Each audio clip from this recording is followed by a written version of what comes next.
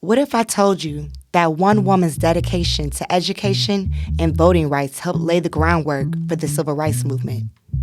Today, we're exploring the life and legacy of Septima Clark, known as the grandmother of the civil rights movement, an educator and civil rights activist who played a crucial role in the movement to educate African Americans about their voting rights. And we'll also discuss why it's urgent for us to vote on November 5th. I'm Iman Pratt, and this is Legacy and Lessons, where we uncover the voices and experiences that continue to inspire and empower us today. Born in 1898 in Charleston, South Carolina, Septima Clark's early life was marked by the harsh realities of segregation and discrimination. Despite these challenges, she became a passionate advocate for education, believing that education was key to freedom and empowerment. In 1915, at just 17 years old, Clark began her teaching career in a small rural school. She quickly realized that education was not just a job, but a powerful tool for social change. She famously said, "Knowledge could empower people to change society." Clark's commitment to civil rights came at a personal cost. In 1956, South Carolina passed a law banning public employees from participating in civil rights organizations. Clark, an active member of the NAACP, refused to comply with this unjust law, resulting in her termination and loss of her pension after 40 years of dedicated service.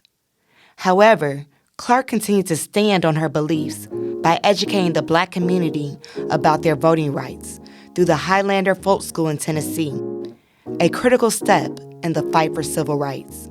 There, she developed the literacy and citizenship workshops that equipped individuals with the skills needed to pass literacy tests required for voting. Her efforts were instrumental in the fight for voting rights, enabling thousands of African Americans to become active and informed citizens. Clark's influence extended far beyond the classroom. She worked with prominent civil rights leaders, including Dr. Martin Luther King Jr., who acknowledged her as the mother of the movement. Her literacy programs became a model for the civil rights movement, demonstrating the power of education to drive social change. To round out Clark's story, 1976 marks the year that the governor reinstated Clark's pension, recognizing her contributions.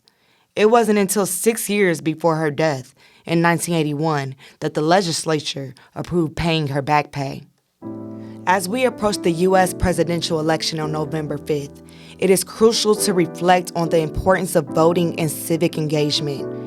Issues such as education, abortion and reproductive rights, climate, immigration, healthcare, tax reform, judicial appointments, including decisions made by the Supreme Court, and civil rights protection have a significant impact on our society.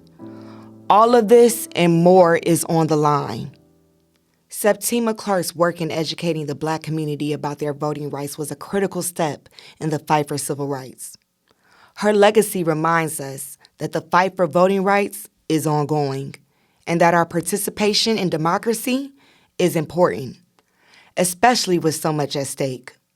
The upcoming election is a crucial moment for minority voters and young voters to make their voices heard, to fight for a more just and equitable society. You see, the issues Septima Clark faced in the 1950s echo many of the challenges educators encounter today. Teachers across the country still struggle with restrictions on their ability to discuss certain topics in the classroom, including race, politics, and social justice. Just as Clark was pressured to abandon her activism, modern educators often face scrutiny and backlash for promoting inclusivity and critical thinking. The question of how much freedom educators have to advocate for social issues is still a concern. There is an ongoing struggle for teachers' rights and fair pay, along with policy and curriculum decisions. Furthermore, literacy and voter education remain crucial issues. In many communities, there are still barriers to accessing quality education and participating fully in the democratic process. Initiatives that promote literacy and civic engagement are essential in addressing these disparities, much like Clark's program did. So as we reflect on her legacy, I encourage you to think about the role of education in your own life and community. How can we support educators today who are on the front lines of advocating for social justice and equity? What steps can we take to ensure that every individual has access to quality education and the opportunity to participate fully in our democracy? One way to make a difference is by supporting local and national organizations that advocate for educational equity and teachers' rights. Get involved in your local school board meetings or volunteer with literacy programs in your community. You can also support policies that promote fair pay and adequate resources for teachers, as well as those that protect the right to teach a comprehensive and an inclusive curriculum. Remember, education is a powerful tool for change, and each of us has a role to play in making our society more just and equitable. Thank you for joining me on this journey through the life and legacy of Septima Clark. Do your part and vote. Our future depends on it. Our future, your children's future. Think about it. Do your research. Get to the polls and vote. You've been listening to Legacy and Lessons.